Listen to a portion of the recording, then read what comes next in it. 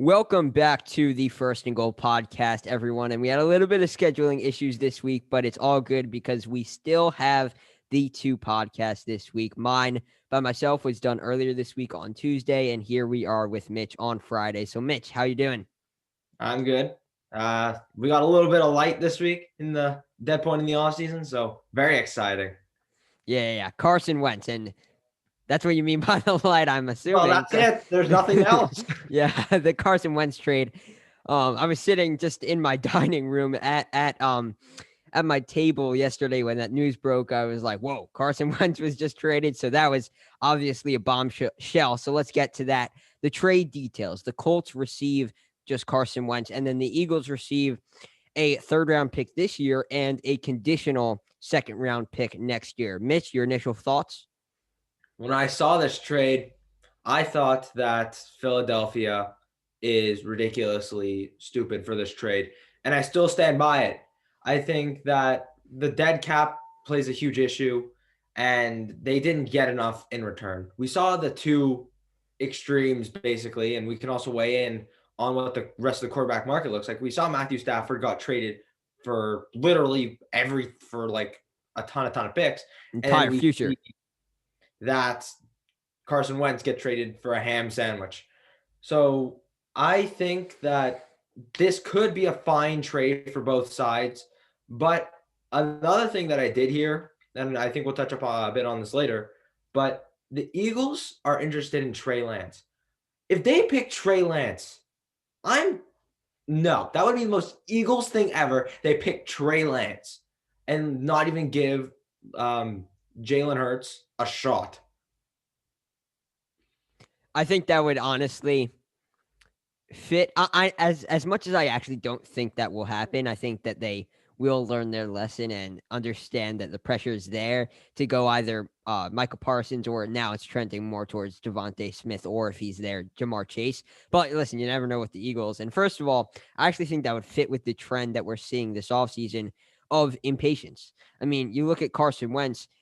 He had an MVP season in 2017, two solid seasons in 2018, even though he got injured, and a solid season where he stayed healthy the entire year in 2019, bad year in 2020, but it just looks impatient. I mean, if the quarterback has one bad year, you give up on him, even when you dished out this massive contract. So drafting Trey Lance would fit the impatience bill that they've been kind of going with, but I just don't see it. I think you spend the capital on Jalen Hurts in the second round last year. Howie Roseman is still the general manager. He is still there. So it is a guy. Jalen Hurts is a guy that Howie Roseman likes. So I just don't really see Trey Lance coming to the Eagles, but it's definitely something to keep your eye on because it is something that still could happen.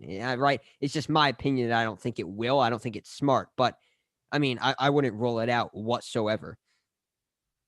I don't love that, like the whole idea of him going there, as I mentioned, but just a rumor that it's a possibility. And they both, Carson Wentz, Trey Lance, both came out of North Dakota State, so you could see why GM Roseman likes that, because same college, same result. No, but I think you hit on it right on the dot. I don't think the Eagles gave Carson Wentz a fair shot.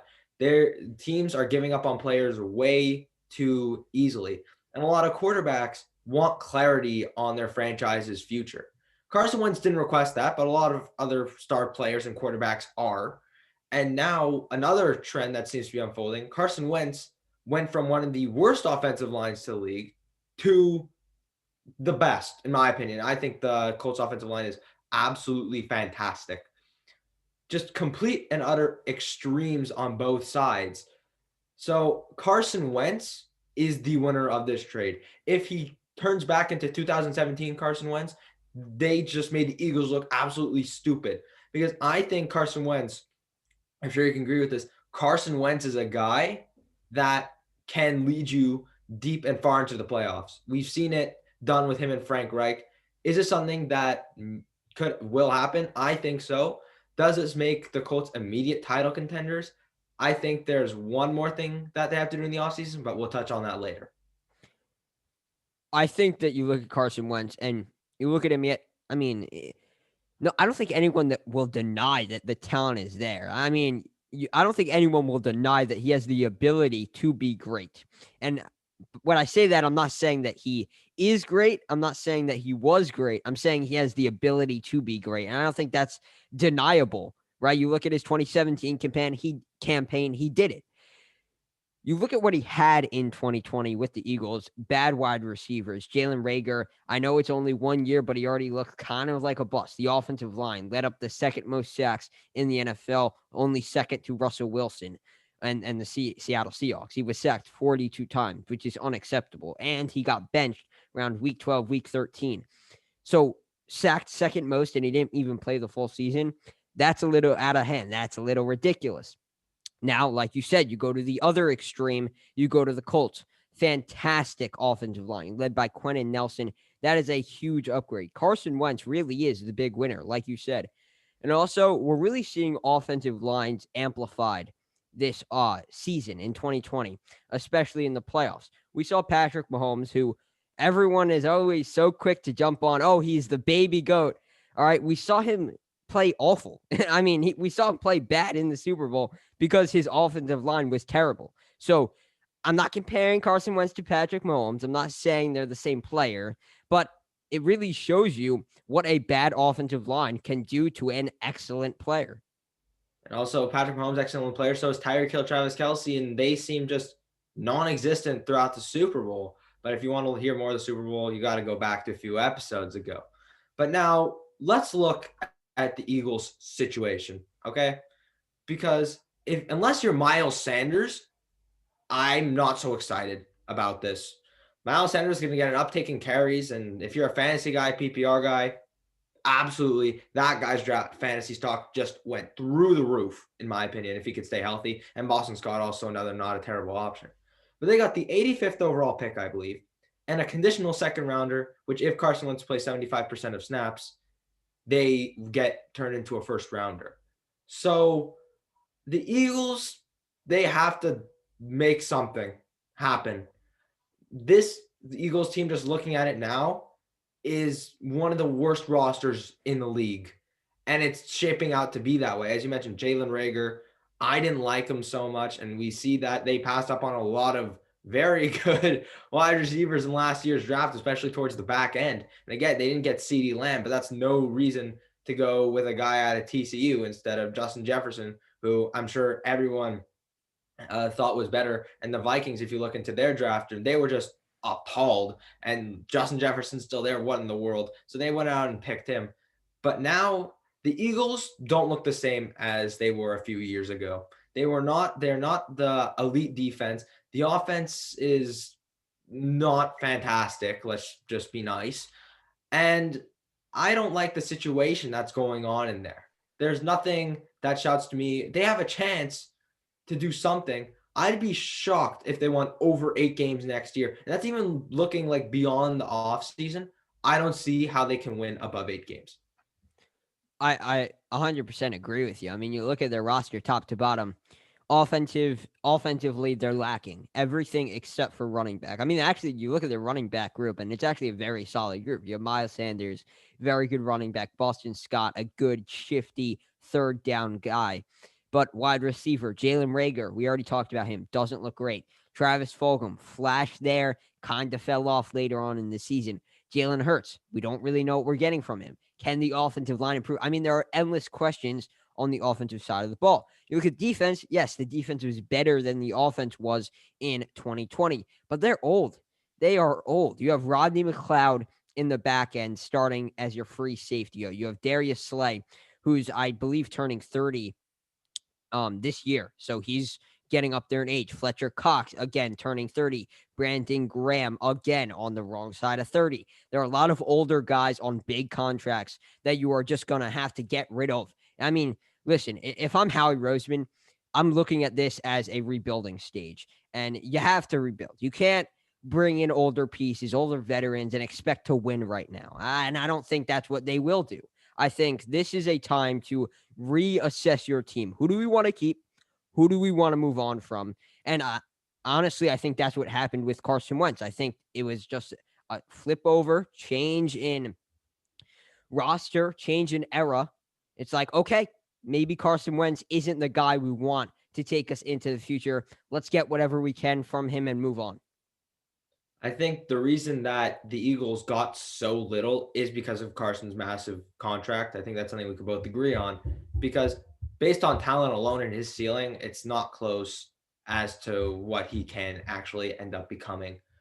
And I don't know what the Eagles are going to do because if you look at their pieces, there are some players I wouldn't say are unmovable, but I'd say there will be players that they will fail to move because they're not so valuable. If you move them 2 years ago, yeah, sure, Fletcher Cox, you can probably get a solid a package of seconds and like thirds. Now you'll maybe get 2/4. The Eagles team, like their value is just player wise, is not high. It's not high. And we think that the Eagles are going to take a wide receiver. Maybe they'll take Trey Lance. Who knows? They could even go offensive line. There's a ton of players that you can't rule out of the equations. And right now, the Eagles are in a similar situation to Jacksonville last year, in my opinion, where there aren't so many movable pieces because by that point they had already traded away their pieces, which I think they did a successful job of. And I can credit them to that. But now they're basically the Jaguars minus the draft picks and minus the draft capital, which is basically a state of nothing. I like that ending, a state of nothing. But actually, quickly just touch on that. I actually think the Jaguars have done a good job at They've done transitioning a to phenomenal job. phenomenal job at having one of the most talented rosters minus quarterback. And I mean, pretty much ruining that. But from there on, they've done a good job at fixing it and moving forward and getting draft capital, making cap space. But also about the Eagles, I do have to give them some credit. And I think they did a pretty good job in this trade given the circumstances because you look at Carson Wentz's contract, it's ridiculous. I mean, any team who's willing to trade for that contract is a saint. You also look at the competition, the trading competition. It was pretty much the Bears and the Colts the entire time. And towards the end, the Bears actually backed out. So I'm actually very surprised that they could potentially get a first round pick out of this. And I think they probably will because unless Carson Wentz gets injured, which I mean, we've seen him do, but last year and the year before, he was completely healthy. So unless he gets injured, which I don't think anyone is going to bet on, then that will become a first round pick, which I actually think is beneficial that it's going to come next year because you assess Jalen Hurts, you see what you have in him. If you like him, you have 2 first round picks to play with to grow the roster around him, get younger, get a good infusion of youth. If you don't like him, now you have a package of 2 first round picks to trade up and go get your guy at the quarterback position. So I do like what the Eagles have to work with going forward, even though it might not be the package that they were looking for. They still did a pretty good job at setting themselves up in the next couple of years. Granted, they have a lot more work to do than just the quarterback position, but I think right now they're in a good position in terms of the quarterback. So quickly before we move on, Mitch, give me your grades for both teams and then I'll give mine. Again, it all depends on what everyone thinks is going to happen. This is just based off of my assessment and what I think the overall just domino effect will end up being. Assuming Carson Wentz returns to, like, I'm not saying he's become MVP season again. That's not what I'm about to imply here. And again, I'm not the biggest fan of Carson Wentz, but now I kind of am because he's not on the Eagles. So the Colts, I honestly will give them a B because assuming Carson Wentz, like their ceiling is an A plus because this is a guy that can lead a franchise. As we said, we've seen it done from him, not just from Frank Reich, but them together. We've seen it. So assuming that happens, I give them a B. The Eagles, it's more so of a C minus because they just high risk, in my opinion, low reward in that trade. They get rid of the cap, which huge win. But if Carson Wentz was on a manageable deal, that grade would have been lower, substantially lower. Yeah, so I did a video on this yesterday. So if you want to see my full in-depth review, go check that out. But quickly, my grades are I give the Colts an A minus because I think if this pans out, then you absolutely fleece the Eagles. I mean, you give up a third and let's just call it a first for now. To get your franchise quarterback, that is invaluable for the Indianapolis Colts because they are a quarterback away from being Super Bowl contenders. They are that one piece away from potentially winning and getting to the promised land. And if Carson Wentz can play like he did in 2017, if he can be that player for the Indianapolis Colts, then absolutely they win. Absolutely, it was well worth the cost. But again, I think this is a wait and see kind of trade. I really don't know. We can't. It's hard to tell right now who came out clear winners, who came out clear losers. But right now, what I can say is that if this works out for the Colts, if Carson Wentz becomes if he goes back to 2017 form, then the Colts absolutely win. And then the Eagles, I'm going to give them a B minus C plus because getting rid of the cap, big plus, even though they are going to have a lot of dead cap, it is better than actually having Wentz on your roster. Number two, clearly there was a disconnect because I don't think you get rid of Carson Wentz, a guy that clearly has the talent just because he had a down year. And I know it was a very bad year, but there had to be something behind the scenes between him and Howie Roseman, between him and Nick Sirianni, something that we didn't see that forced Carson Wentz out. And if it wasn't going to work there, if it was going to be a detriment to Nick Sirianni's first season, then it makes a little bit more sense. And also, the capital that they got back wasn't as good, but also the market wasn't as good for him because the Bears dropped out. So really, the Colts were really the only team in the market. So I do have to give them a little bit credit. So Colts get an A minus from me, and the Eagles get a B minus C plus. So moving on, get into the thick of today's episode, the original plans, a complete wide receiver offseason preview. I'm looking forward to this. Let's start off with free agents. We have 8 or so free agents lined up. We're going to give you our landing spots and the potential contracts that we think that they will be dished out to and that we think they will get. So starting with Kenny Golladay, we both have him going to the Ravens. A little bit different contracts, but Mitch, why'd you pick the Ravens? Well, first of all, my initial thoughts before I went Ravens was he's going to get franchise tagged by Detroit. I think that's something that's just inevitable. Agreed.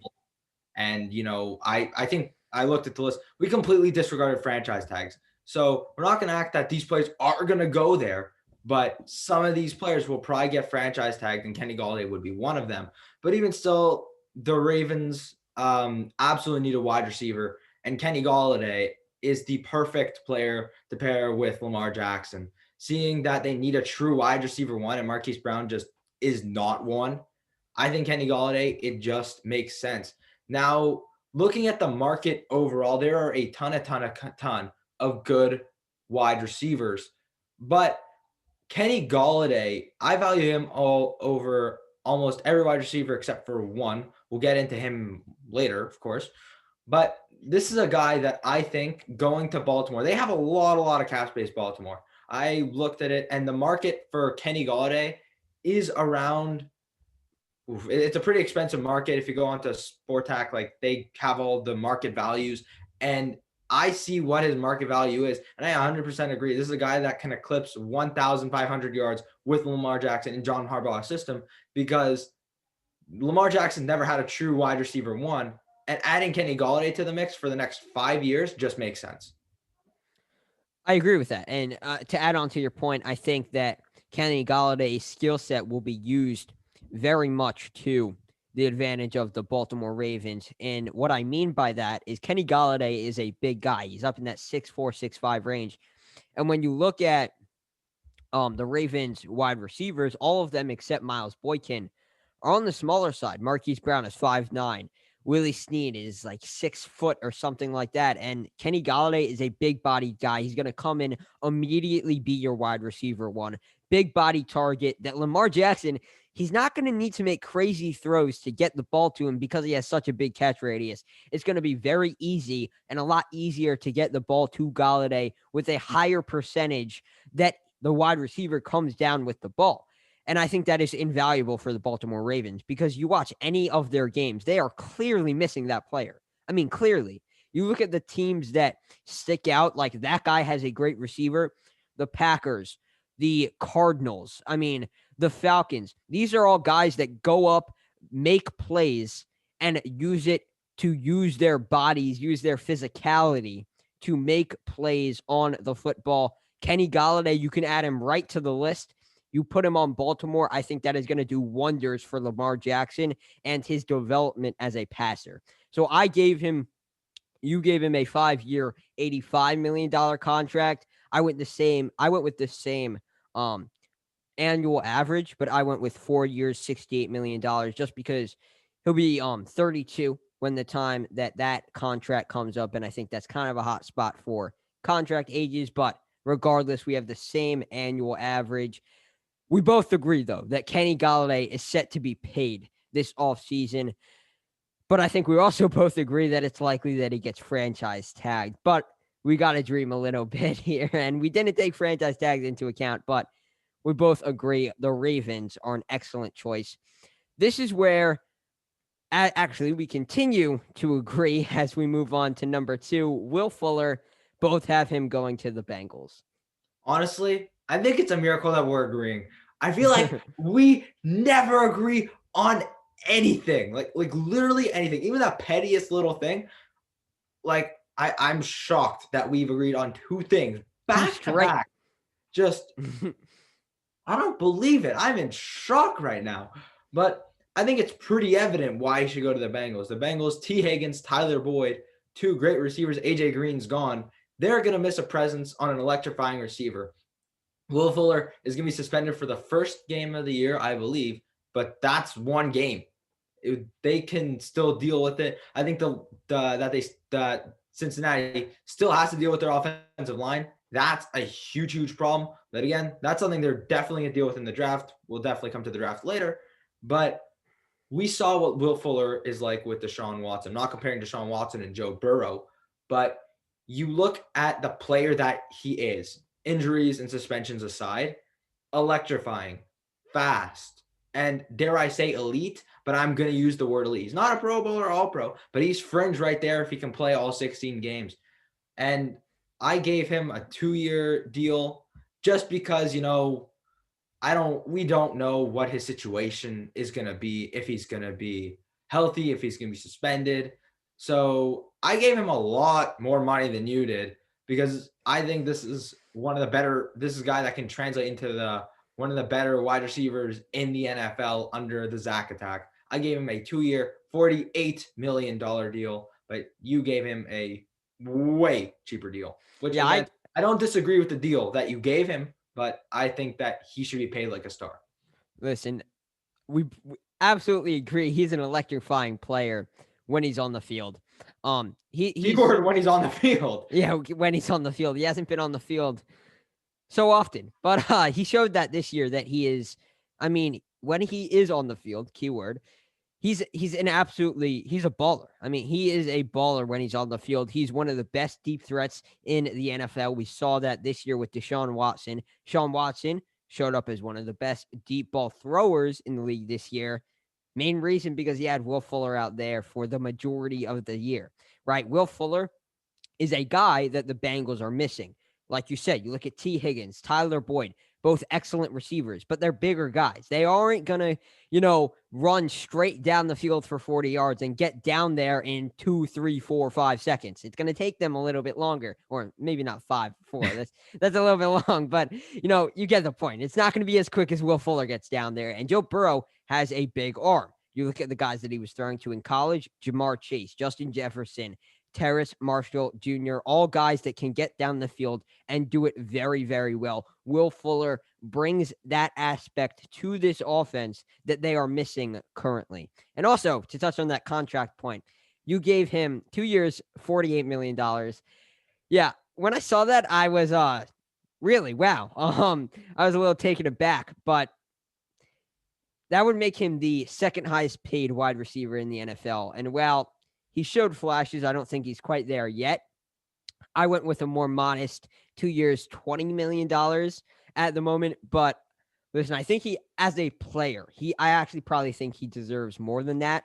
But I held him back a little bit because the PD suspension to end the season, I think that might decrease the annual average that he gets a little bit this offseason. And I also think the injuries are going to be a big question mark for a lot of teams, even though he was able to stay healthy this season. So those are my thoughts on Will Fuller. But absolutely, we agree. One of the best deep threats in the NFL, an absolutely electrifying, fast player that whoever gets him, if he can stay on the field, Yeah, will be hey, getting got to stay on the field. yeah, will be getting an absolutely fantastic player. So now Juju Smith-Schuster, this is where our roads split up a little bit. And if I'm correct, they do not come back together for the entirety of the rest of the wide receivers. But The here, best for this portion, yes, we disagree. yeah. Woohoo! What more of what you guys are used to? Us Yep. not agreeing on things. Yeah, it's what you guys tune in for. So here You don't even to listen to me agree with him. Like that's not fun. Anyway. so this guy, Juju Smith Schuster, who you got him going to? I put him with the Jets. We have the same contract, so we agree that he should get paid because he's a good player, but he shouldn't get paid an obscene amount because he's not the greatest player. This is a wide receiver 2 type of guy, and I think the Jets have 2 first-round picks. They have 2. They could go later in the draft, pick up another wide receiver, assuming that I don't even know who they're going to go with that dude. They could go Zach Wilson. There's so many question marks. But looking at like offensive line, I completely would not be shocked if the Jets passed on Zach Wilson. I think they'd be mistaken to do so, but that would not be a completely terrible idea, in my opinion. I think if they went with an offensive lineman and kept Sam Darnold and gave him another shot, pairing him with Juju is a win. And even Zach Wilson with Juju is a win because Juju is a guy the Jets are missing. They have Jamison Crowder. But putting Jamison Crowder is not a terrible receiver, even though his yards were a bit low. I think adding a Juju will put Jamison Crowder into the same role Juju was in when Antonio Brown was in Pittsburgh. They're going to be focused on Juju. Jamison Crowder is now open. So I just think it's a win for the Jets to bring in a guy that if they, for whatever reason, go offensive line, they give Sam Darnold a familiar face, which I think we can both agree on is a win, giving him wide receiver quarterback familiar face. But even going with a quarterback, Juju Smith's a guy that has confidence and has knowledge. May not be wide receiver 1, but still a guy that the Jets could use very well. In one of my mock drafts, I've done 2 so far for the website, for the First and Goal website. In one of them, the first one, I gave the Jets Penei Sewell, the offensive lineman from Oregon. And I actually don't think that would be a terrible pick because I really like him. I think he's a phenomenal player. And if you're going to give Sam Darnold another run, you have to surround him with guys that are going to help him be successful. Juju Smith-Schuster is a perfect player to do that. In New York, you give him a guy that he went to college with. He's used to throwing with him, and also just all around a good player. So it would obviously help him get back on track. However, I think a more realistic. I mean, I honestly think both of these places could happen, but my pick is the Los Angeles Chargers. Now, you look at the Los Angeles Chargers, Mike Williams could be a cap casualty this offseason because, yes, while he's shown flashes, he hasn't looked like the consistent wide receiver 2 that really the Chargers are looking for. You bring in Juju Smith-Schuster, he's already shown that he can be an elite wide receiver 2. He did it in his second year where he put up 1,400 yards and 7 touchdowns with Antonio Brown.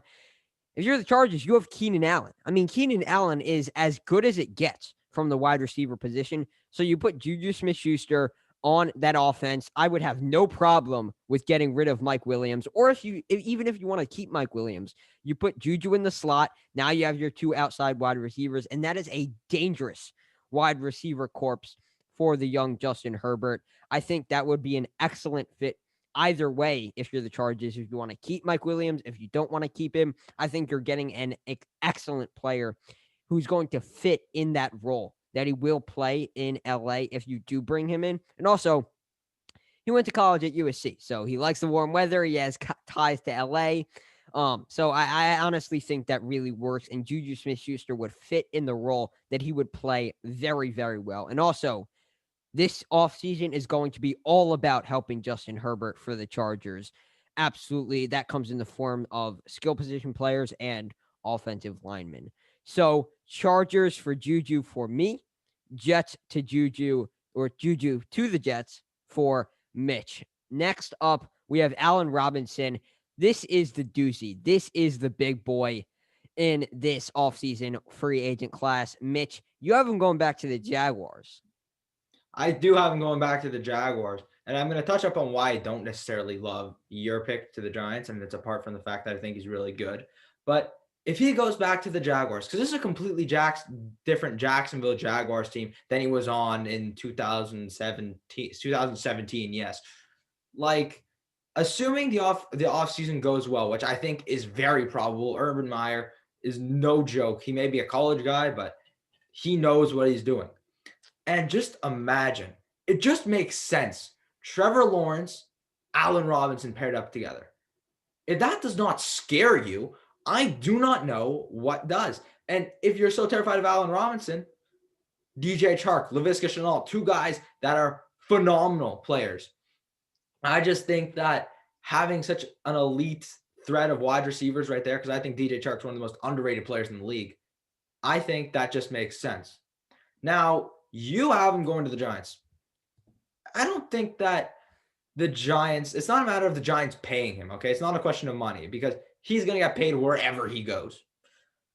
It's that why would he want to go to a situation where he's probably going to be paired up with a mediocre quarterback at best, and he's a little bit injured. He still needs time to develop. And although Allen Robinson could allow him to develop even further into a better quarterback, I just think that he'd rather be in a position where he knows a quarterback's going to throw him very good balls. And as we mentioned in our last episode, Trevor Lawrence throws a pretty football. We did say that. And while I do think the Jacksonville Jaguars actually do make a little bit of sense, I didn't want to give him back to the Jaguars. Well, yes, he said he would be open to it. I'm not sure how realistic it is. And I actually think the Giants are one of the teams that makes more sense as a fit for him, because you look at their roster, they have no wide receiver one. I mean, he would be the clear-cut wide receiver one. And also, hold on, before you talk about why he would want to go there, I think the Giants will be willing to bring him in and pay him the big bucks to do so, right? There have been a bunch of rumors and a bunch of leaks about the Giants this offseason wanting to get playmakers on this offense. I've heard a lot of rumors about them liking Kyle Pitts. I've heard them a lot of rumors about liking Jalen Waddle. I've seen a lot of stuff just about them wanting to get big-time playmakers on the offense. Okay, the best playmaker available in the free agency class, in the draft class this offseason is Allen Robinson. So if you're talking about you want to bring someone in who's going to change the culture on offense, you want to bring someone in who is going to make your quarterback, who you are trying to salvage, better, you bring in Allen Robinson. I mean, if you're really invested, if you are really committed to making it work with Daniel Jones and improving the skill positions, it is absolutely a no-brainer that you pay Allen Robinson the $24 million a year to bring him in, and the $120 million total to do that, because you make him the second highest paid wide receiver in the league, 3 shy of DeAndre Hopkins. I am not hesitant to do that whatsoever, because it will instantly make Daniel Jones a better quarterback. I think that it makes sense for him to go to New York. I think Jason Garrett, we've seen he's done a phenomenal job with a ton of wide receivers. Dez Bryant, Amari Cooper, to name 2 of the better ones and obviously 2 of the best ones. I think that it would make sense that he would be interested there. But I understand that there's mediocrity in most teams that will be willing to sign him. If we're going to be honest, a lot of the teams, they need a wide receiver, mediocre category. But I think that the Jacksonville Jaguars bringing him in with a young quarterback that has potential, that I think has a way, and I think you agree with this, has a way higher ceiling than Daniel Jones ever had. Also agree, but also I am in no way, shape, or form a Daniel Jones fan. I could go on for hours about how bad I think Daniel Jones is. I'm just saying, as a Giants standpoint, I think it makes sense, but yeah. Absolutely. But I don't think that the Giants should give up on Daniel Jones either. Well, I think you got to give him a shot. And bringing in Allen Robinson would give him a fair shot. Because if you can't make it work with Allen Robinson, give up. Give up. And you mentioned other interest in Kyle Pitts. I heard that, and I can't believe they're giving up on Evan Ingram. Like that just Evan Ingram is so bad, dude. Like 8 drops this season. Doesn't seem right. 1 touchdown. Right. We'll talk tight ends another time. We'll get to tight ends a little bit later. But and fullbacks. Of course, fullbacks. I don't even know any fullbacks in this free agency or draft. Wow. Fullbacks matter too, okay? Yeah, fullbacks. That's disrespecting Kyle Juszczyk, okay? Best fullback in the league. He scored a touchdown in the Super Bowl. He scored more touchdowns this year than last year than Tyreek did this year. That's right. Kyle Juszczyk. Oh, yeah. Kyle Juszczyk is more important to the 49ers than Tyreek Hill is to the Chiefs. Absolutely. I have convinced you. Yeah.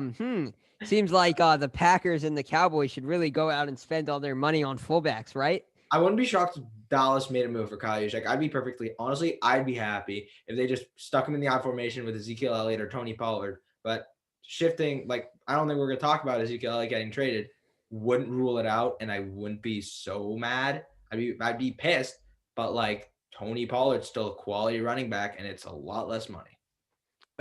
For sure, but not doing running backs today. Let's continue not today. Let's continue with wide receivers. However, a kind of wide receiver running back hybrid, if you will, is Curtis Samuel, and Curtis Samuel is set to be a free agent this offseason. He played a little bit running back in college, was actually listed on some big boards as a running back. So I have him going to the Packers. You have him going somewhere else and actually getting paid just a little bit more. You have him going to South Beach. You have him going to Miami. Why is that?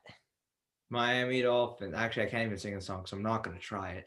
I think him going to Miami is something that ultimately is a win, because if they get Curtis Samuel, they can go offensive line. And I understand, a lot of people may look at us crazy saying offensive line, why do you need that? I think the Super Bowl proves more than enough that teams will be reaching an offensive line.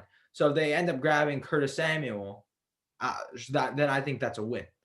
And even if they don't go offensive line, if they go with another wide receiver, pairing him with, I'm not going to name any of our top wide receivers because that's a secret for you guys to find out. But I think that he can be paired with another wide receiver one. And we saw with Robbie Anderson, Curtis Samuel had a chance to shine. And even if still they decide to not go offensive line, not go wide receiver, or maybe even if they go defense, I see that as a win, sure. But if they decide to go quarterback, which is nuts, but we know why. I think they might go quarterback. You'll never rule that out. You'll never rule that out. You can't rule it out. When Tua is a 20-year vet and he has 10 Super Bowls, he has 20 MVPs, you will still tell them to draft a quarterback. Yeah, of course. See, that's 2-year-old Miami. Yeah, watch out. Pay him the big bucks. No, but even still, signing Curtis Samuel, adding him to a wide receiver core where they can have 2-3 great wide receivers even, that's a win. Because don't they have the Texans' second-round pick too? I believe they do. Yeah, they have 4. I actually think they have 5 picks in the first 2 rounds, or 4, at least 4.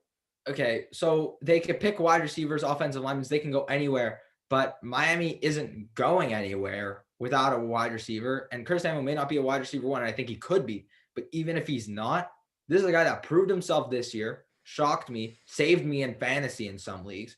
And I think that is just an overall win if Miami decides to go out after a guy that's young and is post-breakout year and still has a high ceiling.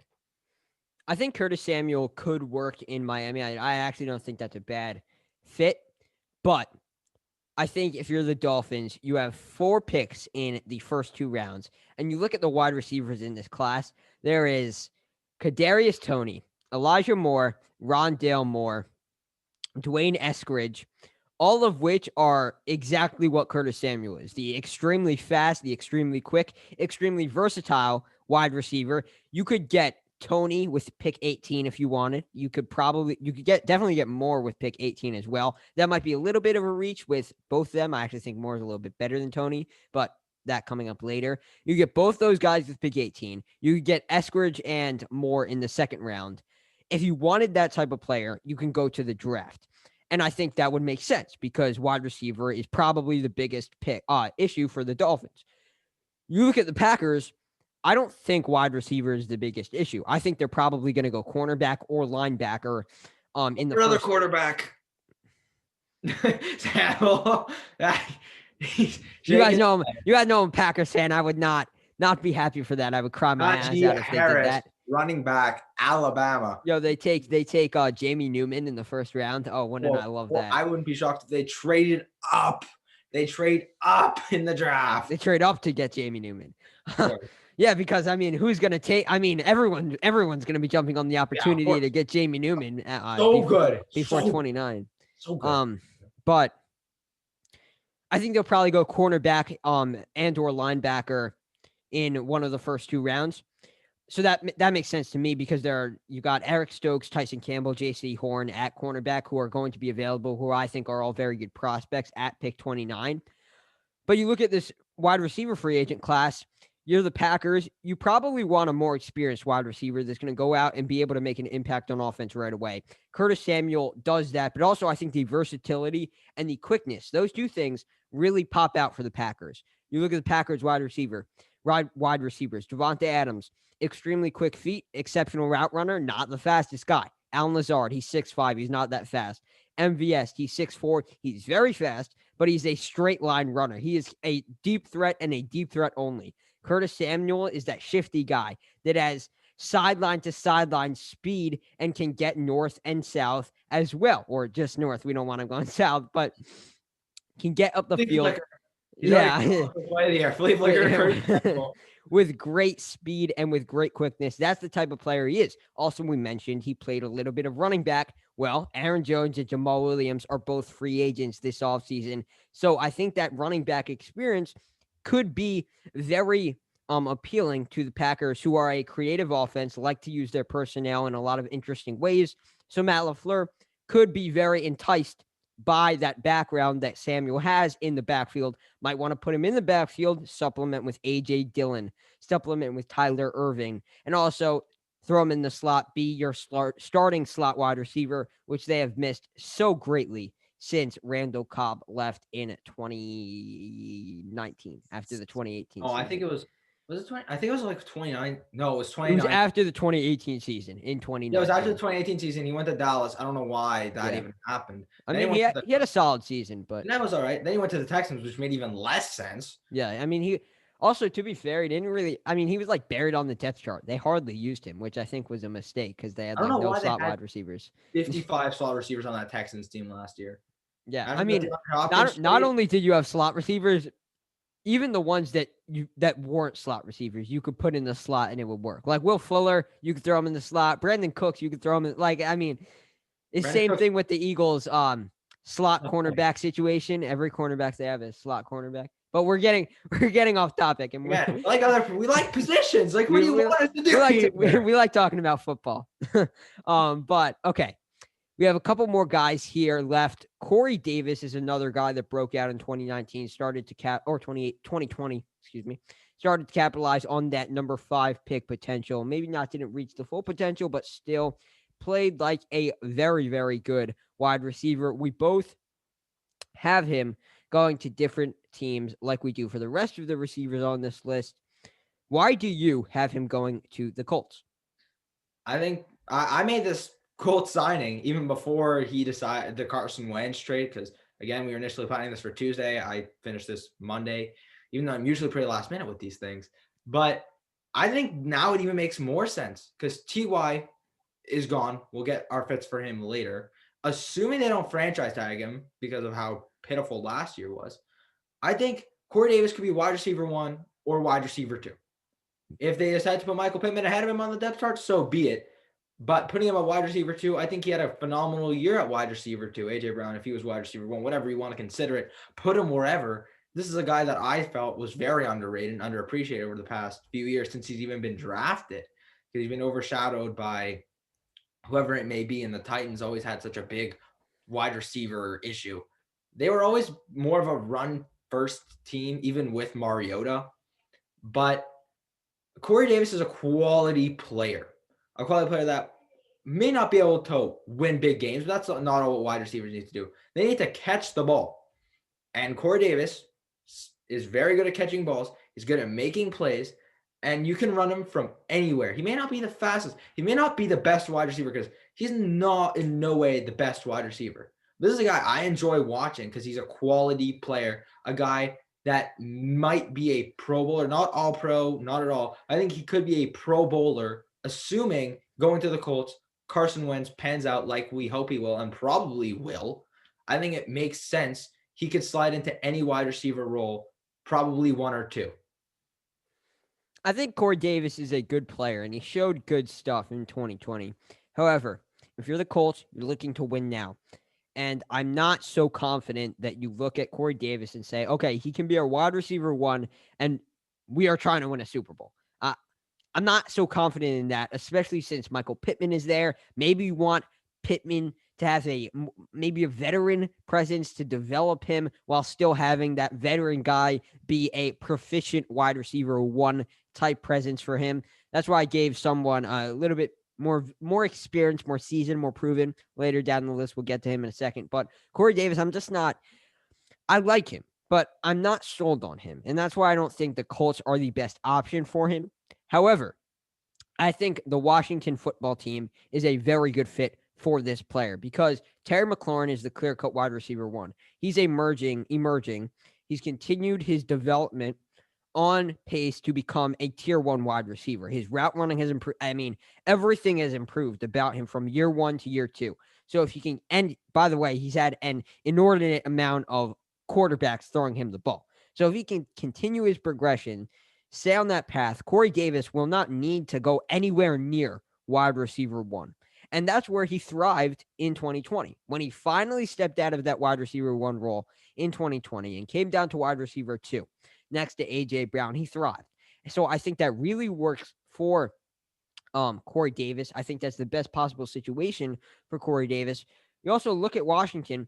It's not like they're going to be competing for a Super Bowl in 2020, even though that they were very good, or I don't want to say very good, but mediocre. But I'd say they were very good but promising. I think promising. They were very good in the back half of the year. Can't deny that. They went like 5-2, 6-6, 5-3, 6-2, something like that. Alex Smith came in. If they can, crazy. Just to think about that.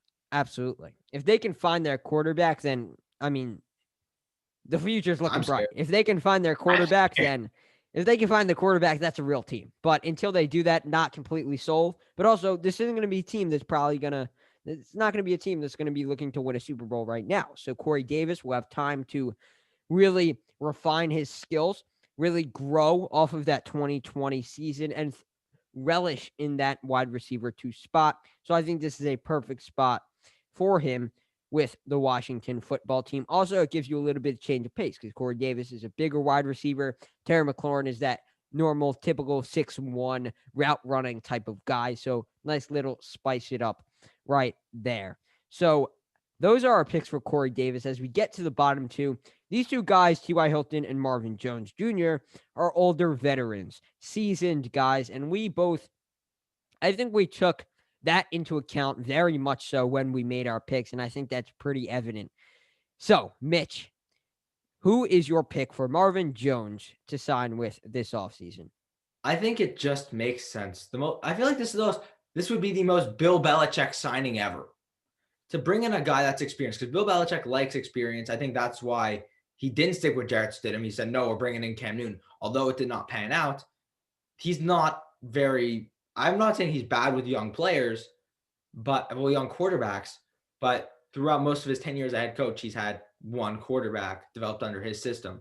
So I don't know what the quarterback situation is, but as I mentioned, this list is a bunch of quality players that are sure-handed, route runners, deep threats, basically above average in everything. And I think him going to the Patriots makes sense, regardless of who they throw him at quarterback. I could not rule out there are not so many free agent quarterbacks. I would not rule out any late round quarterbacks starting for him. Felipe Franks, there's a ton of good quarterbacks. I don't think he'll land there, but I'm not ruling anybody out. That's just basically the point I'm not ruling anybody out. And Marvin Jones has played on one of the most pathetic franchises in all of sports. And he wants to go to a winner. Now, I'm not saying the Patriots are going to be winners next year, but with Bill Belichick, he's a mastermind. I'm not saying that he knows 100% the map of what the Patriots are going to look like. I don't know what they're going to look like. You don't know what they're going to look like.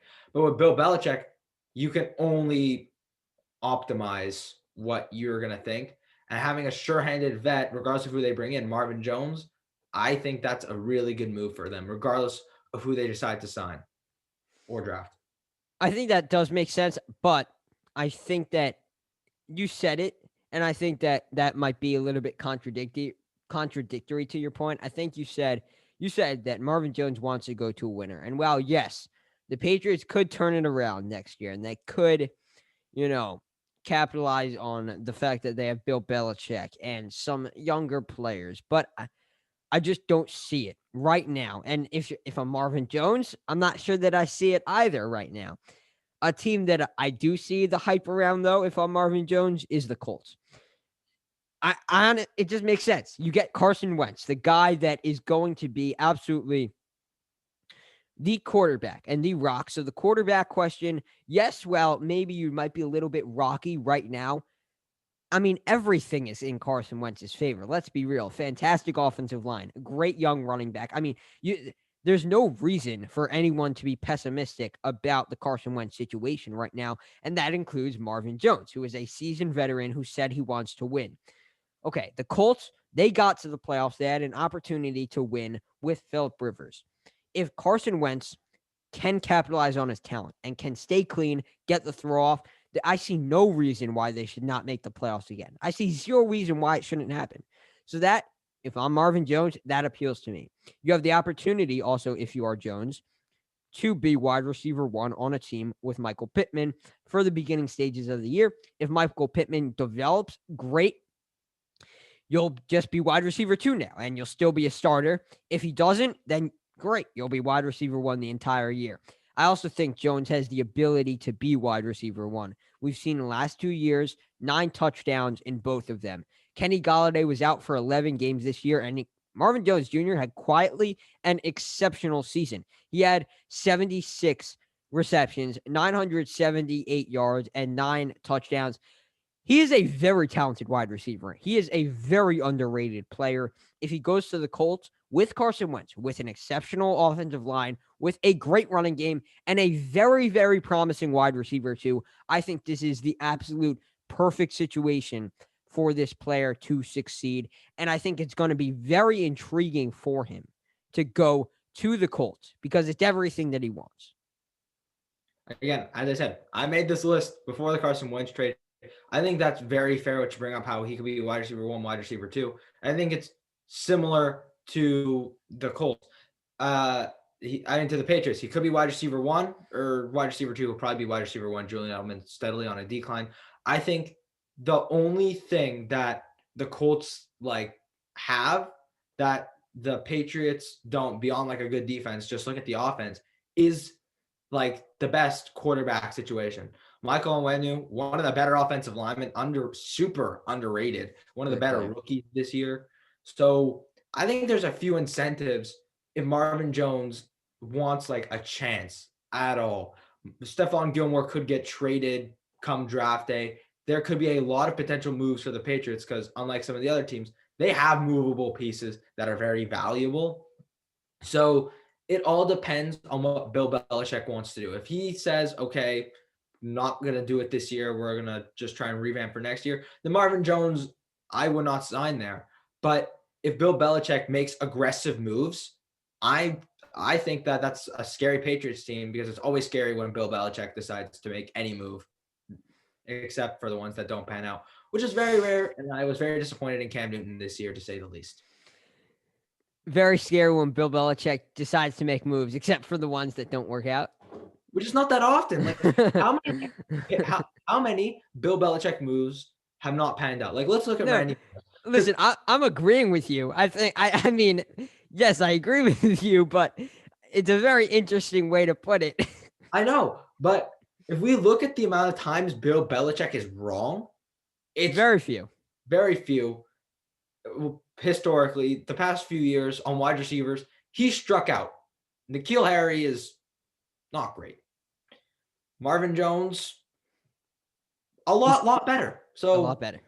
a lot substantially better. Substantially. Yeah.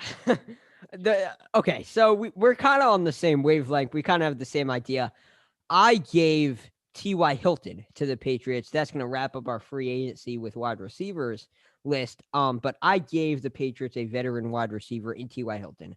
Now, I think T.Y. Hilton is maybe a little bit more intriguing to the Patriots because he's more proven throughout his career. He has shown, I mean, listen, you look at T.Y. Hilton and you look at Marvin Jones, I don't think anyone is going to deny that Hilton has had the better career. I mean, throughout both their careers, that's undeniable. T.Y. Hilton, I mean, for the majority of his career, he was a tier 1 wide receiver on that Indianapolis Colts team with Andrew Luck. I mean, he was just a great player. He was simply a great player. So you're the Patriots and you look at that. Historically, they did it with Randy Moss. I mean, obviously, T.Y. Hilton was not as good on the Colts as Randy Moss was on the Minnesota Vikings. Nowhere near the same stratosphere. That's one of the worst comparisons I've heard. And Yeah, no. I'm not comparing the actual player, but you look at the situation. Very, very talented wide receiver. Looks like they're a little bit washed up. Bill Belichick, he's known to bring in great players that look like they've hit the end of their career and spice them up, revitalize them, repackage them, and then turn them into, a very talented prospect or player for your team. I think T.Y. Hilton fits that bill a little bit more than Marvin Jones Jr. does. That's why I think T.Y. Hilton is going to go to the Patriots. And also, I think that's going to be a place that T.Y. Hilton would want to play. It just makes sense for him to go there. He's probably not going to be throwing around a lot of money anywhere else. I think the Patriots, are in desperate need of a wide receiver. I think they'd be more than happy to take in T.Y. Hilton. And also, I just think T.Y. Hilton would be more than happy to go to New England, such a well-run organization, go with Bill Belichick, the best coach in NFL history, and see what they can do. I absolutely agree. And I think we have the same mindset saying, okay, they need to bring in someone that's proven and like knows what to do. And I'm not saying the Julian Edelman doesn't know what he's doing, but beyond Julian Edelman, I'm not sure the Patriots receivers actually know what they're doing, especially considering Dak Prescott had more passing touchdowns than Cam Newton, and Cam Newton started, I think, like 6 more games. So, and I think also Dak Prescott had more passing yards than him, but I think I'm throwing around stats, and I could be wrong, but I honestly don't think I am, which is pretty sad. Now, T.Y. Only 7 passing touchdowns this year. So yeah, I wouldn't be surprised if you weren't wrong. Dak eclipsed that, I think, in like the first 3 games of the year. Something he was like on pace for 6,000 yards. Again, Dak Prescott, that's a sad subject that I don't really want to touch upon right now. So, looking at the Washington football team, as we mentioned, Terry McLaurin, clear wide receiver 1. T.Y. Hilton's going to want to go to a place where I'm not saying he's not going to be valued, where he's going to be valued, okay? He's going to be valued. He's going to get tossed the ball a lot because, let's be honest, Terry McLaurin is most feared, absolutely. T.Y. Hilton's going to get the ball a lot. And I think T.Y. Hilton wants a chance at winning. I'm not saying the Patriots won't win because that's absolutely contradictory to what I said. I think they can win, okay? But if we're weighing who has a better chance at winning now, the Washington football team against the mediocre NFC East, or the Patriots, the mediocre Patriots against one team that's really good, the Bills, one team that I think is a quarterback away and a wide receiver away from being really good in the Dolphins. I know you enjoyed that. And the Jets that are rebuilding. So that can either go really good or really bad. I think that he has a better chance at winning if he goes to Washington. Look at the defense. If that's one of the scarier defenses in the league, especially towards the back half. The offense, there are a ton of weapons. Gibson, Terry McLaurin, Logan Thomas, who, by the way, was phenomenal this year. Mad props to him. I thought they were going to, their tight end situation was just gone to crap since Jordan Reed left, but clearly I was mistaken, and I'm sorry, Logan Thomas. But there are a ton of weapons. And Ron Rivera, absolutely, we've seen what he's done in 2015. I'm not saying that it's going to be 2015 again. But now that I think about it, what if Ron Rivera signed Cam Newton. I don't think it would happen. But if it did, that'd be a little crazy and make it undesirable for him to go there, in my opinion.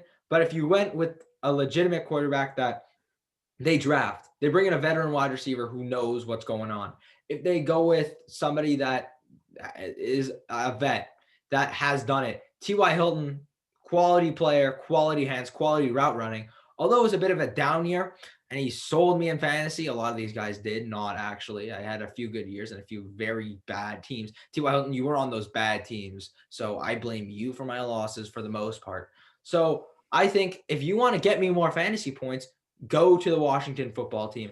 And as we mentioned, he's not going to get a ton of money thrown around at him because this is a guy on the back end of his career, which is sad because he had a good quarterback and now it's just kind of crumbling down. Shout out to Andrew Luck. Come to the Fan Control Football League. Johnny Manziel balling out. Oh yeah, career is really being rejuvenated there. Really shot in the arm to Johnny Manziel's career. He's gonna have a great NFL Going career back now. to Montreal. He's coming back to the Alouettes. I can't believe that. Do you know the Alouettes? Like, I know you're not a CFL guy, and this isn't a CFL podcast. They gave up 2 first-round picks for him, and I watched him play. He wasn't terrible, but he was injured. In his first game with Montreal, he threw, I think it was 3 interceptions in the first half, which by CFL standards, that's actually really bad. So, yeah. Wait, so he was bad in the CFL too? Yeah, but he's great in the Fan Controlled Football League. Oh yeah. Yes. Oh yeah, going up against all that incredible competition that they've got there. I honestly could not name you one other quality player that's in that league. I can't name one other player in that league, like at all, like period. Like I think I'm excited to watch it because hey, football's football, but it's like not even good football. The XFL is good football. The AAF, I don't know if you watched either of those leagues. That was pretty good football. They had some very good players. Shout out to Taylor Heineke, absolute legend. And now in the CFL is quality football, but you don't get that in the US. I get it here, so very happy. But the Fan Control Football League is going to be like most other leagues. They're just going to collapse, fold, even though it's fun. Yeah, I mean, it's a little fun. It's nothing special, but you know what? Let's get back to wide receivers. We still have to talk about this draft class. Let's talk about underrated wide receivers in this class. I think there are quite a few because there are so many good ones in this class. It's just natural that a couple are going to be left out of that elite conversation. So my first guy that I think is really underrated, I'll just stick with one. I have 2 written down, but I'll just stick with one, is Amari Rodgers. Now, I think he gets really underrated because he is kind of fits into the same mold that a lot of these wide receivers are, that kind of smaller, quicker, shifty wide receiver. But, I mean, people are talking about him going in the 6th, 7th round. I think he's a guy that we should be talking about going in the 4th round, maybe 3rd round. He had an excellent Senior Bowl, excellent Senior Bowl, ran great routes, also showed a very good 50-50 ball ability, which is rare for a guy so small as he is. So I think he's a guy to keep your eye on, and also a guy that we really shouldn't be sleeping on because he's right in that same category of type of player like Kadarius Toney, like Rondale Moore, just maybe not as refined, but he still adds a lot to his offense. I think that mold that you gave your player is the same mold that I gave my player. I'm sticking with the same guy that I said was underrated for the Senior Bowl. During the workouts, he looked really good during the Senior Bowl. Cannot say the same. He had a very quiet Senior Bowl. Dwayne Eskridge. This is a guy, again, he's going to be late round. And it has to do in part with minimal combine and a lot of the scouting events, which is going to take a huge hit on a lot of low quality players. But if you're comparing him to SEC guys, Big 10, Big 12 guys, this is a guy that played in the FCS, Western Michigan, like very small school. This is a guy that will probably go late day 2, day 3, and could still be a quality player. I mean, look, don't get me wrong. He's no Isaiah Hodgins, but like this is a guy that could be very quality and very good. But again, no Isaiah Hodgins. Isaiah Hodgins, please DM me back. Please. I just want an interview. Please. Oh, yeah. The best player on the Bills, absolutely. Definitely not Stephon Diggs or Josh Allen. But No, watch it. Stephon Diggs is gonna get hurt next year, and you know what's gonna happen? Isaiah Or even Hodgins. Taylor Gabriel. Isaiah Hodgins, the next great. Oh no, now I'm gonna get clipped. No, I'm like half joking, half not. But except for the DM me back, please DM me back, Isaiah Hodgins. Dude, I'm never giving it up. you I need to will give not up on give it up. Isaiah Hodgins. I'm It's not giving up. over. It's over. How's it over? He hasn't played a snap. I He think wouldn't have even played a snap if he was healthy. Oh, I doubt that. And with no preseason, that's also not fair. A lot of players do not get a chance. Like, I can't name one. Brian Hoyer. Actually, no, Brian Hoyer got a shot. Damn it. All right, so let's continue to talk about wide receivers here. He is a wide receiver. What do you mean? Okay, wide receivers in this draft class that are relevant. Wow. Wow, you just took a shot. My boy's going off for 100 yards. Do the Packers play against the AFC East this year? No, they do not. Okay, then next year. Next year. He's coming for you. He's coming. He's Okay. coming for you. It has to happen. Please. It has to happen. I'll never let it down. I was right. I was one of the picks last year in our Hofstra class, because Sam and I, that's how we met during doing a Hofstra class during quarantine. One of the picks, I think I was pretty right on that I made. Tua should not have been taken by the Dolphins. Maybe even fallen out of the first round as a whole. Sure, fine. I think that's like something now looking back is not like the most crazy thing that could have happened. And then Isaiah Hodgins being a huge sleeper in the draft now is starting to seem more like a dream, and it's making me sad every day. He's in my dreams. Please, just I just need you to get I need you to get one touchdown so I can text Sam. Please. Never gonna happen, dude. I'm never going to receive that text. Isaiah Hodgins proved you wrong. Touchdown, and I'll do it in the regular season. If you catch it in the preseason, I won't text you. All right, Only great. All right, now let's talk about real sleepers though in this upcoming draft class. Dwayne Eskridge, you agree?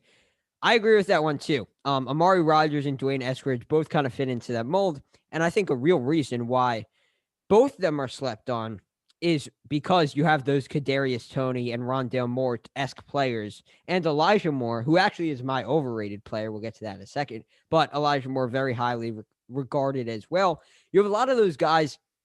Go figure. Kadarius Toney and Elijah Moore are both in the SEC, so that obviously has something to do with it. But there are a lot of those guys like Moore, like both Moores and Toney, who fit that quickness and athletic mold that really overshadows guys like Amari Rodgers and really overshadows guys like Dwayne Eskridge. Now, I think Eskridge is really overlooked because he played in the FBS. However, you look at Rodgers and Eskridge's game, they both have the ability to turn that quickness into route running, which is invaluable. That's something that Rondale Moore and Kadarius Toney were already able to achieve. Rodgers and Eskridge have already shown the ability to do that. But if they can capitalize on that, and if they can continue to do that more consistently, I really think the sky is the limit for both of them. They are very underrated prospects. Absolutely. Now, we like to talk about underrated players. There's one other thing. We don't talk often about overrated players. Realistically, we don't. We like to talk about the underdog. We like that. We don't like to talk about overrated. We're optimistic here. Yeah, especially me. Now, I think we got to talk about some players that are overrated. Some guys that people value high on their big boards. But Sam and I disagree, and you should listen to us because you're listening to this, so you must value what we say. Yeah, and you're already 1 hour and 10 minutes in, so clearly there's we're doing something right that you like. Absolutely. So you made it this far. You're crazy. I think this is a quality podcast, but for sure, an hour and 10 minutes. Yes, sir. That's we got some good stuff going. If you're listening here, yes, sir. Okay, so do you want to start with your overrated guy? Absolutely. We can start with my overrated guy, and my overrated guy is Seth Williams out of Auburn. Again, this is a guy that may jump out on your draft board, but really depends who it is and like on the draft board and how you value your players. But Seth Williams, he's sure-handed, and that's really all I'm going to give him. He does not win against press. A lot of corners like to press in the NFL. Some are good, some are bad. But I saw he's not great against press. And when you look at his route tree, it's like fine. And nothing shouts out to me that this guy is going to be a day 2 player. And if he is, can he take over the NFL? Maybe. Maybe. This is a guy that will catch balls very well. And that's probably the bottom line for me. You look at Seth Williams, and I think the main, because I definitely agree with you. I'm not sure how overrated he is because I haven't seen a lot of people that put Rate him him high, but right. But I absolutely agree that he isn't overall the best prospect.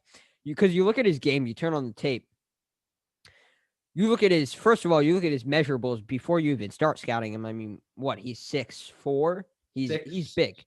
He's 6'2", Oh, 224. That's huge. okay. That's Yeah, not, that's pretty big. looks good. Okay. He's got a big frame for sure. And when you turn on the tape, that shows. I mean, he is a jump ball contested 50-50 type of guy.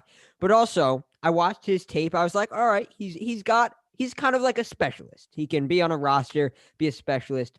But then I watched J.C. Horns, the cornerback for South Carolina, and Israel Mukwamu, the other South Carolina cornerback, who are both, by the way, very good prospects. They're going to be entering the draft this year. Horn is a first-round talent. Mukwamu probably more around the third round. But regardless, both very good players. I started to watch their tape, and of course, they played Auburn because they're both in the SEC. Seth Williams got absolutely owned by both of them in press coverage, in off-man coverage. Horn and Mukwamu were destroying him. I mean, he could not get open. You're talking about a 6'2" guy who's in the 220s. He was getting out physicaled by Horn, who is 6'1", 205. And he's one of the more physical players in the draft. But, I mean, you're talking about Seth Williams.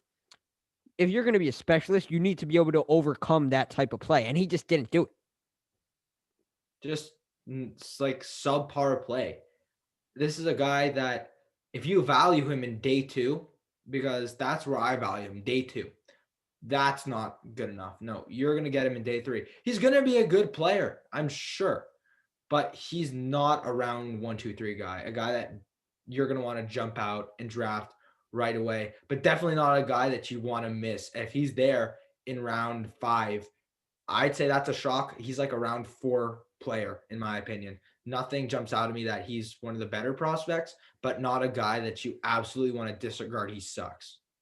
Yeah, that definitely doesn't suck. But No, actually, well, none of these guys do. none of these guys do. I mean, you don't suck if you get to this point. Let's just be clear. But I want to also, press up. I want to press him up right now. I want to press him up. I'd get burnt, but at least I tried. that's why we talk about sports and don't play them, right? That's about right. But Seth Williams actually reminds me a lot about a guy who came out of the draft 2 years ago, Kelvin Harmon, guy coming out of NC State, very highly regarded. There was a lot of hype about him being a potential first-round pick, maybe a second-round pick. He ended up sliding to the 6th round. And I know that might sound a little bit crazy, but I don't think Seth Williams is as highly touted as Harmon was. But you look at Harmon and the athleticism just wasn't there. He was a bigger guy who definitely had outstanding hands, but was just not athletic. I mean, he just wasn't a great athlete. Seth Williams kind of reminds me of that guy. He can catch balls fantastically. He's strong hands, good at 50-50 balls, but he's just not a fantastic athlete. And that is the bigger issue with him. That was the bigger issue with Harmon. And we see Harmon drop 4 rounds than he was 4 rounds, potentially more than he was expected to. So I think that's a guy that definitely he reminds me of. My overrated type of player is Elijah Moore. Elijah Moore is getting some huge hype. I've seen him going 29 to the Packers. I've seen him go 28 to the Saints. I honestly just don't see it, right? I mean, I think you can get the same type of quickness, the same type of speed, and actually better athleticism from both Kadarius Toney and Rondale Moore. I just don't see it overall from a standpoint from Elijah Moore. I think the route running isn't there. I think the overall play isn't there. I think the toughness that Toney and Rondale Moore possess just isn't there for Elijah Moore. He doesn't have the same ability to just break tackles and put his nose down. I don't know what mock drafts you've been watching, but I have not seen this guy go in the first round. I mean, you could be looking at like the full 7 rounders, which don't come out that often this early. But I don't know. You're a crazy. I tell you what, Sam's one crazy guy, but we love him for that. And I think I 100% agree. This is a guy that like SEC player, and that usually jumps out to you as it would for most people. Playing the SEC, play against the best competition, and I respect that. But he's 5'9". Okay, and I gave Dwayne Eskridge credit because he jumps out on my page. But if you compare the two players, I value Dwayne Eskridge higher. I think he's a better player, and I think he has a higher ceiling. This is there's just not enough for me to say that Elijah Moore should be a top 2-day prospect, which is what you're saying he should be, that people are valuing with us. I just think that's crazy. I don't think that's something that is normal at all. A player like with his prototype, and I get it, NFL teams like the fast player. They like Tyreek Hill. They like Mecole Hardman, but Mecole Hardman is not really the wide receiver that screams out to you on the Chiefs, or just overall anyway. If he was a free agent this year, he would not have cracked our top 8. I'm not saying this guy would crack a top 8 wide receiver spot, but if you're ranking within your top 25, you're doing something wrong. I absolutely agree with that. That's the overall point. And also another thing that I wanted to touch on, why I think he's overrated. Okay, so I think it's safe to say that the majority of football fans, I'd say a very small percentage of football fans like us, actually watch the tape, right? And actually do the own research for ourselves. And also, I mean, we, for sure, but also we do this, right? It's not like we're just normal football fans. It's clear that we are more dedicated and have a special place in it for football in our hearts. We're a little bit crazy. I mean, we're only teenagers and we're doing this stuff, but still crazy. But also, you look at Elijah Moore's stats, which is something that I really hate to do, but it's something. It's a big no-no. Big no-no. Irrelevant. But you look at his stats, okay? Let's just take a look at his stats, and it's understandable why a lot of football fans are hyping him up. In 2020, he had 86 receptions. And remember, this is all in the SEC. 86 receptions, 1,193 yards, and 8 touchdowns. Those are incredible stats. Incredible stats. I'm not going to deny that. But you watch this tape, the route tree is not there. It's not an NFL route tree. He is a prototypical slot wide receiver, which is obviously nothing wrong with that. But he struggles when he runs routes farther than 10 yards down the field. I just don't see it. And it's not like his quickness and athleticism you can only get with him. Rondale Moore, much quicker, much faster, much tougher as well. Kadarius Toney, same things can be said about him. So Elijah Moore is not an exclusive player in terms of the skill set that he has. He doesn't bring anything to the table that Moore and Toney doesn't. I just don't see it with Elijah Moore. It's just not there for me to call him a bona fide, first of all, first-round prospect. I don't think he should be taken in the first end of the second round.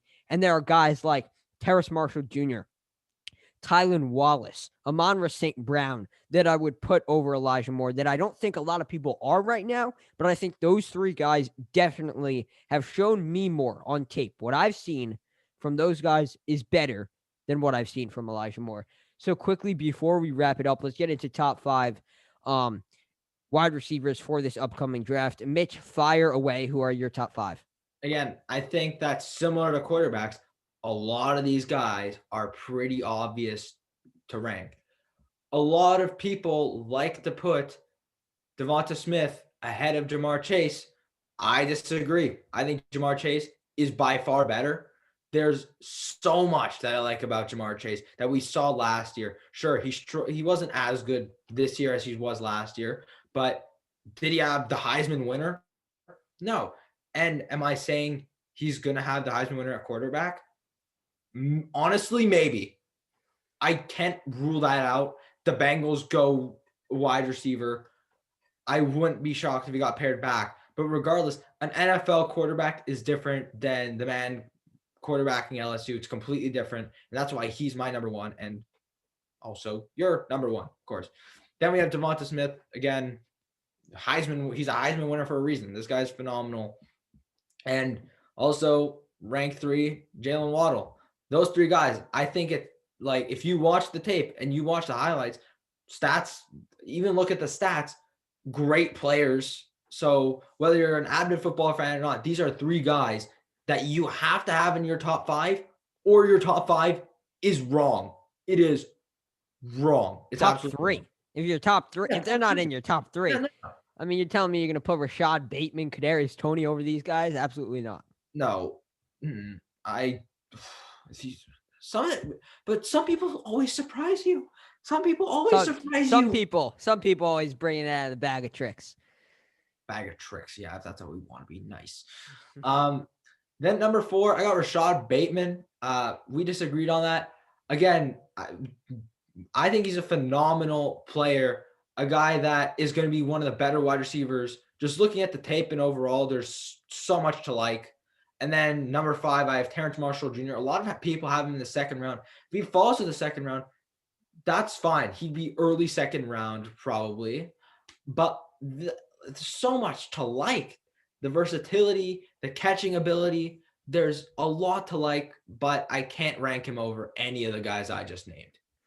Okay, so in my list, top 4 are exactly the same.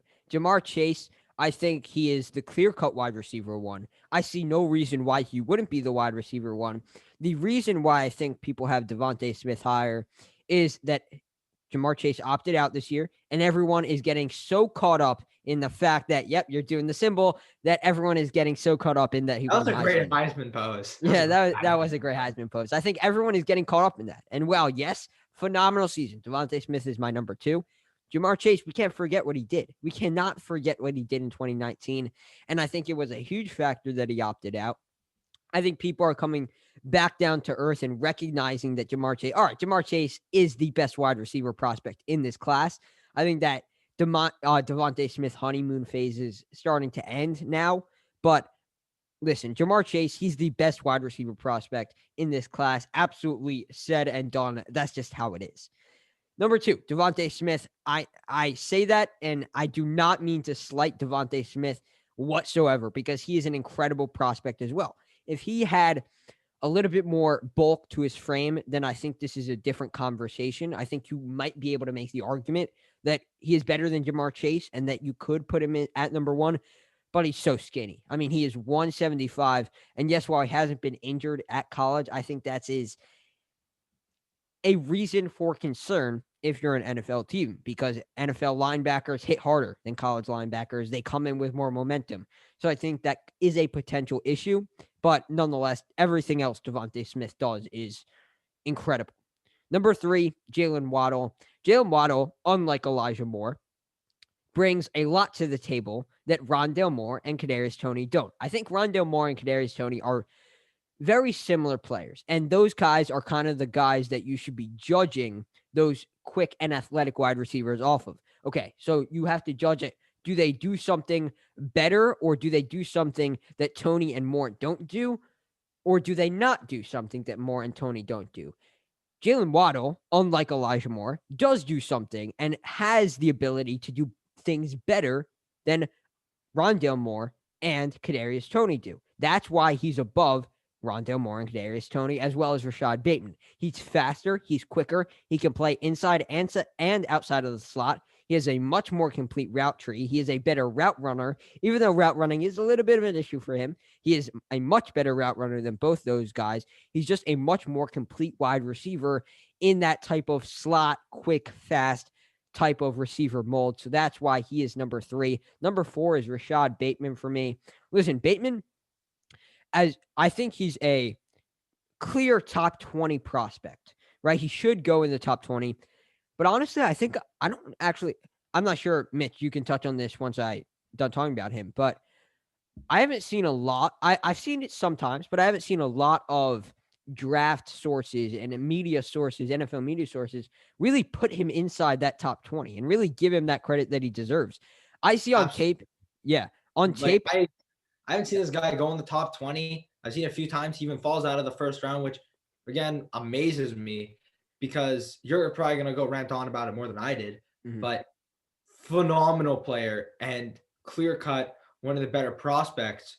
but more and more we'll see like he's going to be mid first, early second guy. And it really depends on what teams need. But based off of just ranking prospects alone, I don't think it's close how much better Bateman is than a lot of the wide receivers that we're going to leave off this list.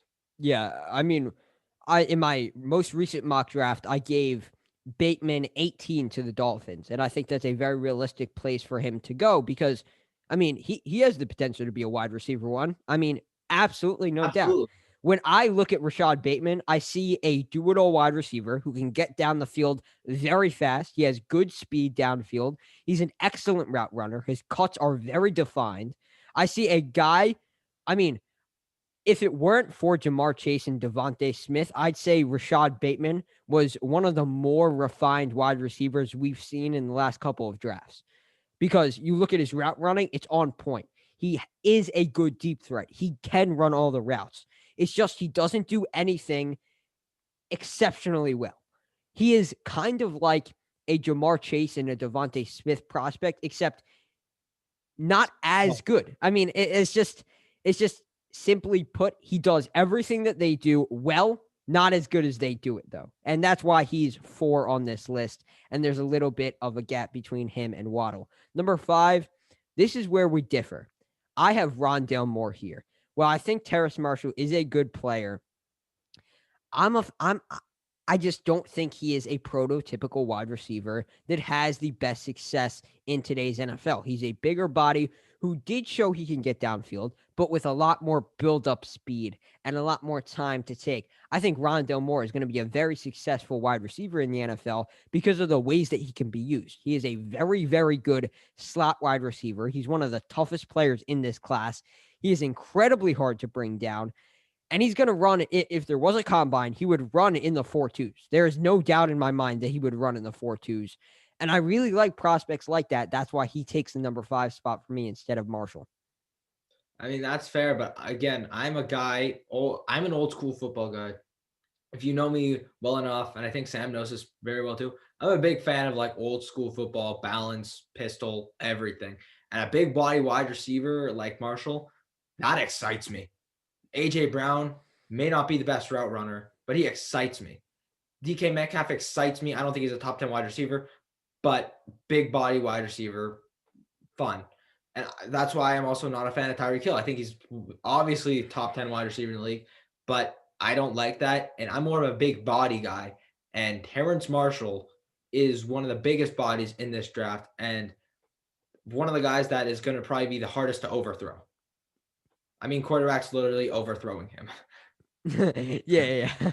Definitely has a huge catch radius, and that is obviously a big plus. You can see just on tape from watching him, or even just watching highlights. He has a huge wingspan. He's a long, not necessarily lanky, because he is pretty stocky. He's got some size to him, but definitely a long guy that can get the job done. Listen, I think we both like Rondale Moore and Terrace Marshall Jr. It's just personal preference really showing up here. But that is my top 5. That is your top 5. And that was a hefty wide receiver offseason review. Oh, yeah. We love our wide receivers, and we really talked in depth about them. So, again, thank you, Mitch, for coming on the show, as always, just like every other week. So stay tuned for these podcasts. And again, next week, we will be going back to the normal Tuesday, me and Mitch on Tuesday, and then me by myself on Thursday. Just had to move around the schedule a little bit this week. So it will be going back to the normal schedule next week, starting next Tuesday. Go subscribe to the podcast, would mean a lot. Give it a rating, helps out the channel a lot, helps out the show a lot. Helps with the algorithm, helps with being noticed. Also, go swing by the YouTube page for shorter analysis and opinion videos. Also, the podcast will be posted there from now on, so go check that out. That is First and Goal on YouTube. Go subscribe, share that with a friend as well. Would appreciate it, again, a lot. Go swing by the website, firstandgoalfootballtalk.com. All the opinion analysis videos or articles, everything that you can read up on for NFL, NCAA, it is all there. So go check that out if you're into that stuff. Also, a lot more draft content like scouting reports, mock drafts, big boards are all going to be posted there. So that is the place to get them. And if you want to stay in the loop on all of it, go check out the Twitter, First and Goal FB. So that is going to do it for episode 34, I believe, 33, 34. Yeah, so getting up there. Episode 34 of the First and Goal podcast. We will be back next Tuesday with Mitch again for episode 35 next Tuesday. So check in for that. And until then, Sam and Mitch signing off.